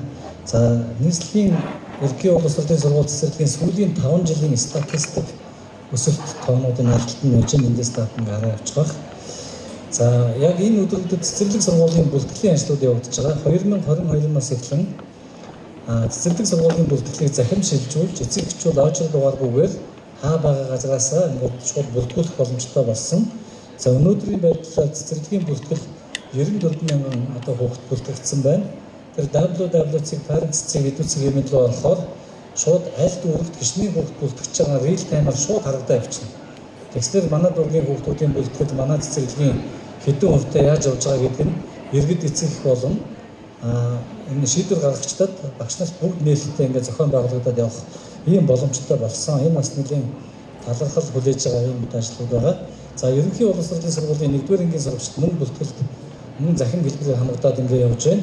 Бас энэ саяны системээр ингээд ороод үзэх юм бол одоо хэдэн хүүхэд бүртгүүлж байгаа гэдэг бүгд нээлттэй ингээд ил тод ингээд явагдаж байгаа ийм үйл ажиллагаанууд байна. Одоо ямар нэгэн байдлаар хүндрэлгүйгээр ингээд бүртгэлүүд явагдаж байна. Тодорхойлолттой холбоотой зүйл гарах юм бол дор дор нь бид бас зөвлөх мэдээлэх үйл ажиллагааг ингээд зохион байгуулад ингээд явж байна. За бас нэг одоо энэ жилийн хувьд онцлог хэрэгжиж байгаа нэг зүйл нь энэ цэцэрлэгийн хүүхдүүдийн тоо багасж байгаа нэг. За одоо ингээд та бүхэн харж байгаа бол ингээд цэцэрлэгийн хүүхдүүдийн тоо багасж байгаа. Ерөнхий боловсролын сургуулийн хүүхдүүдийн тоо бол өссөн хэвээр байгаа. Тэгэхээр 2022-оос эхлэн хүсэлт гаргасан бүх хүүхдийг цэцэрлэгт авдаг энэ дэд үтс тогтолцоог бүрдүүлсэн. Энэ жилээс бид нар цэцэрлэгийн зорилттой одоо барилгууд маань ашиглалтын коэффициент бага байгаа бол нэгдүгээр ангийн нөгөө шинэ хөтөлбөрөөр хичээлж байгаа хүүхдүүдэд шилжүүлж хичээллэх гэрт ойрхон сургууль буюу отгоны баг сургуулийн зохион байгуулалтуудыг хийж эхэлж байгаа. За энэ хүрээнд 22 одоо сургуулийн одоо барилга бэлэн болоод байна. Энэ дотор 5 одоо цэцэрлэгийн зорилттой барилгыг баг сургууль болгон зохион байгуулж байна. Нэгдүгээр ангийн хүүхдүүд хичээллэх мөн 17 боловсролын зорилттой барилга нэмэлтээр ашиглах чинь үүний 10 цэцэрлэгээр ашиглаж ирсэн барилгыг сургууль болгож одоо ингээд ашиглаж байна. Тэгэхээр нэгдүгээр ангийн сургуулийн шинжилсэн хөтөлбөр хичээллэхэд яг цэцэрлэгийн орчинтой нь уялдсан шинэ хөтөлбөр сурах тоглох нөхцөл за мөн одоо цэцэрлэг маань иргэдэд ойлгон эцэг нь хөргөх одоо үйлчлэгэнд их ойлгон тэгээ галтгоо гэдэг ингээд боловсролын зорилготой учраас хүүхдүүдэд илүү их тийм ээлтэй эвтэйхэн зохион байгуулалттай байхаар төлөвлөж байна. За шинжилсэн сургалтын хөтөлбөрийн хүрээнд сургалтын орчныг шийдлийг бас иж өрн хийхээр төлөвлөж байна. За багш нарын сургалт бол энэ 7 хоногт эхлээд ингээд сургалтууд бас үе шаттай шинэ хөтөлбөрийн сургалтууд үргэлжлээд ингээд явж байгаа маа. За ийм байдлаар цаашдаа эх жилийн одоо энэ цэцэрлэгийн хүүхдийн буурч байгаа тоог цэцэрлэгийн объектуудаа багангийн 1-р ангийн одоо сургалт руугаа шилжүүлж иргэдэд ойлгон сургалтын зохион байгуулалт хийж ингээ үе шаттай хэрэгжүүлж явна гэж тооцож байгаа. Эхний ажлууд ингээд явж байна. За хоёр дахь нэг онцлогтой ажил бол ихээр төрөлцсөн ахлах сургууль байгаа. За ер нь бол ихээр манай ихэнх сургуулиуд бол Орсын сургуульд 12 дугаар төгслөл ингээ явж байгаа ийм нийтлэг кейс байгаа. За энийг бол цаашдаа улсын хөдөлмөрийн одоо зах зээл тухайн хүүхдүүдийн хэрэгцээ сонирхолтой ноёлдуулаад сууд боловсрол төвшөндөө бол ижил одоо хөтөлбөрүүдэд явахаас гадна цаашдаа ахлах боловсролууд ирээдүйн эзэмшиж байгаа мэргэжлээсээ хамаарат сонгон суралцдаг ийм төрөлцсөн сургуулиудыг бий болгох зорилго тавьж байна. Энэ хүрээнд нэгнийх нь бол юу гэхээр төрийн өмчөд олон улсын сургуулиуд бол бүгд ахлах сургууль руу шилжиж байгаа. Учир нь юу гэхээр хөтөлбөрийн шинжилгээний хүрээнд дунд ангийн одоо олон улсын хөтөлбөр үндэсний хөтөлбөрүүдийн нийцэл бол өндөр болсон. Тийм учраас ахлах сургууль болж эзэлтийн тоог нэмэгдүүлээд ингээ явна. За энэ хүрээнд 5 ахлах сургууль олон улсын хөтөлбөртэй 5 сургууль бол ахлах сургууль руу шилжиж байна. Эзэлтийн тоог нэг дахин нэмэгдүүлж байна. За тэгээд шинжилгээ ухааны голдуу хөтөлбөрүүдийг судалж улс орон хэрэгцээтэй байгаа инженер технологийн чиглэлийн мэргэжлийн эзэмшлийг төлхөө дэмжих бодлого явж байна. За хоёр дахь чиглэл нь үгээр их сургуулиудын дэргэд байж байгаа төрөлцсөн ахлах сургуулиуд байгаа. Энэ сургуулиудын бас хөтөлбөр сургалтын төлөвлөгөө сургалтын зохион байгуулалт дээр бас зохион байгуулалтад шинжилгээ хийгдэж байна. За гол санаа нь юу гэхээр тухайн их сургуулийн төрөлцсөн ахлах сургууль сурснаар тухайн их сургуульд орж суралцахад одоо давуу талууд бий болно. Хугацааны хувьд бол 1 жилийг хэмнэн хөтөлбөр кредит харилцан дүүц тооцно. Их сургуулийн бэлтгэл хангагдана гэсэн. Ингэснээр эцэг иргэдэд бол нэгдүгээр эдийн засгийн хугацаа санхүү хэмнэх гээд маш олон давуу боломжууд үүснэ. Хоёрдугаар тухайн их сургуулийн хөтөлбөрийг дүүргүүдэд шеэрлэх боломж үүснэ. Өөрөөр хэлбэл шинжилгээ ухааны технологийн их сургуулийн хөтөлбөр заавал шүтээсийн байрал биш. Яг энэ нөхцөлөд хангасан өөр одоо ойрхон байрнуудад сургуулиудад хэрэгжих нөхцөлийг бий болгоно. За ингэснээр биднээс өгвөл төрөлцсөн сургуулиудыг мэргэжлийн зах зээлтэйгээ холбох энэ сургуулийн зохион байгуулалтыг шинээр зохион байгуулж эхэлж байна. За мөн дүүрэг бүрт төрөлцсөн ахлах сургуулиудыг байгуулж байна. За энэ нь юу гэхээр тухайн чиглэлийн хичээлүүд одоо нийгмийн одоо хэрэгцээ тухайн дүүргийнхээ онцлогтой хамаарат аль чиглэлээр төрөлжгүй гэдгээ орон нутгийн сонгоод энэ чиглэлд төрөлцсөн сургуулиудыг зохион байгуулах ийм одоо бодлого зорилготой ажлууд явж байна. За энийг бол төр хувийн хөвшлийн түншлэлийн хүрээнд төрийн хөрөнгөөр болтоор гэдэг олон одоо энэ боломжуудыг ашиглаж үе шаттай зохион байгуулахаар ингээд төлөвлөлөөд бэлтгэл ажлууд ингээд хийгдээ явж байна. За гол өгөх мэдээлэл юм байна. Анхаарал тавьсан та бүхэнд баярлалаа. За нийслэлд энэ жил хотхон хорооллын зорилттой бага сургуулиуд, төрөлцсөн ахлах сургуулиуд хөгжиж цаашаа явах нэ. За одоо мэргэжлийн болон техникийн боловсролын сургалтын байгууллагын суралцагчдад олгох тэтгэлгийн явцын талаар боловсролын ерхий газрын дарга Тамир дарга мэдээлэл өгнө.